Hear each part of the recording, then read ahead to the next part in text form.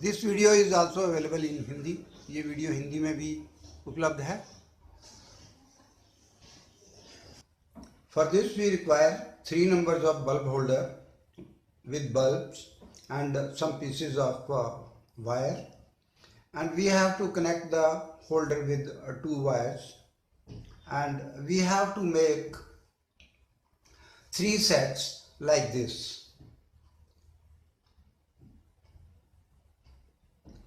From each holder we have to take 1 wire and join them together and insulate with the insulation tape. So this end is a dead end, and now we have 3 wires and our jig is ready for the use. In compressor we have 3 windings. This is a delta connection like shown in the slide, U, V and W. So now we will use this jig to check the IPM and compressor. So from the IPM where U, V, W is marked and the jack is connected from PCB to compressor, and another jack is from compressor to IPM. So now we will insert all these 3 wires into one by one into the jack U, V and W, and we will attach clamp meters to measure the amperes.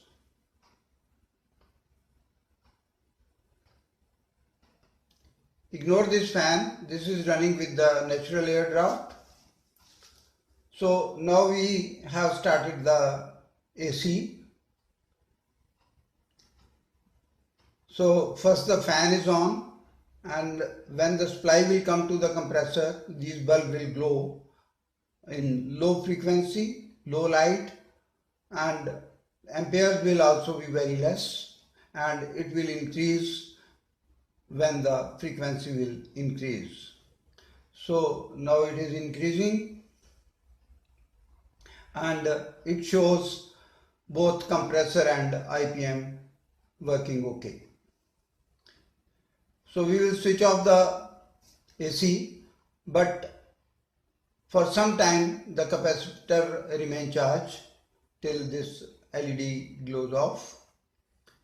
Then we will remove the jack from the IPM, and now we will connect these bulbs to the jack coming from IPM to check the IPM, and now we will insert all these 3 wires into the jack.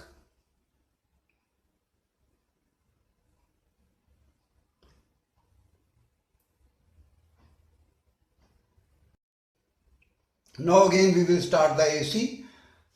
The signal will come once and bulb will glow and off. It shows compressor is not connected, but the signal is coming from the IPM.